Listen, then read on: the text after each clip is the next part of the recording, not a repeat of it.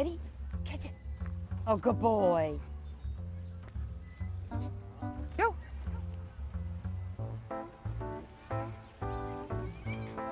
Humphrey, bring it. Uh-oh. Rolling over. Rolling over. Rolling over.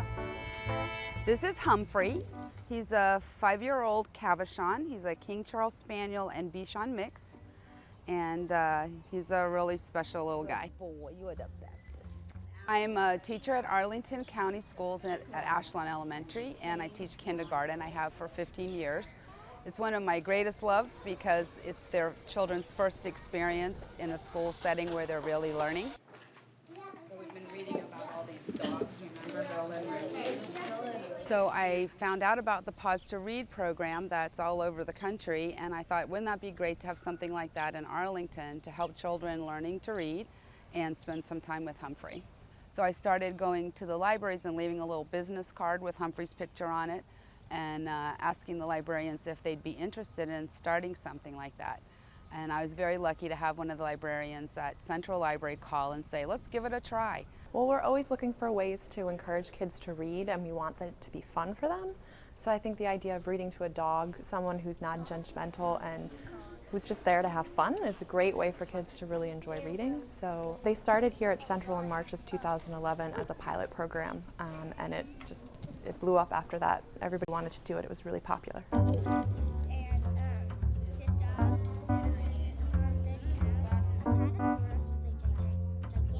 Once we started, then a lot of the libraries wanted to join in. So we started at Central and we've moved to several libraries since then.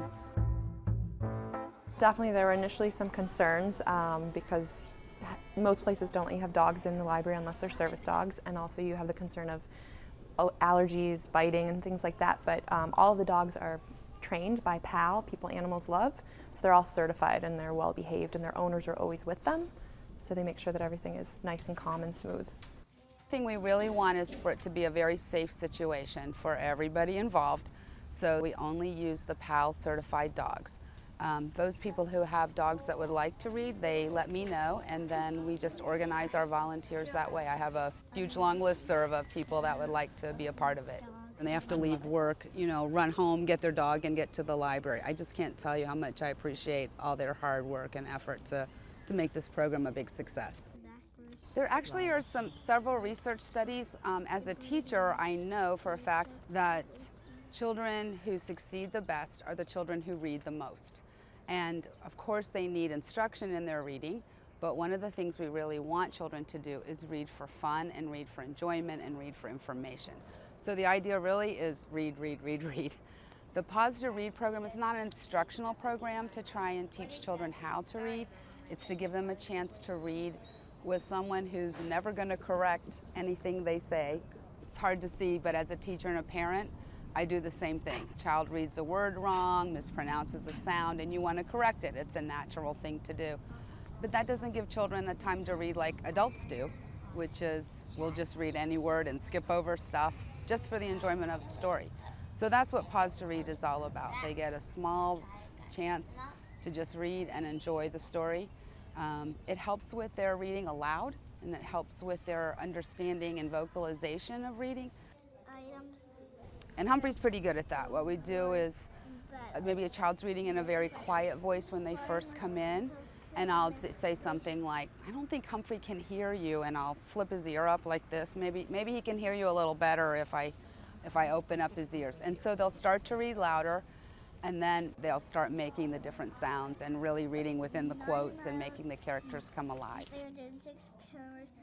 We've had several children that are actually have been afraid of dogs. Their parents have said to me they really want to come read to the dog, but they're afraid of dogs. So it's kind of funny, we call Humphrey the gateway dog because he's really looks like a stuffed animal. And I have several really great success stories where there have been children that were really afraid and have come in and now come every week. We're learning so much.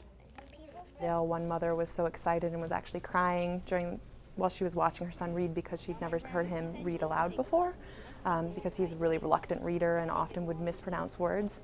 But because he felt very comfortable with the dog, he was able to read.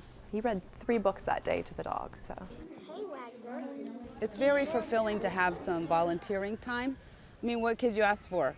You want to help in your community, you want to spend time with your animal, and you want to do it close to home. I've got the perfect situation. It's just really wonderful.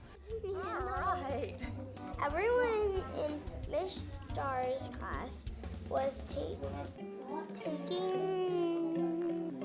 talking about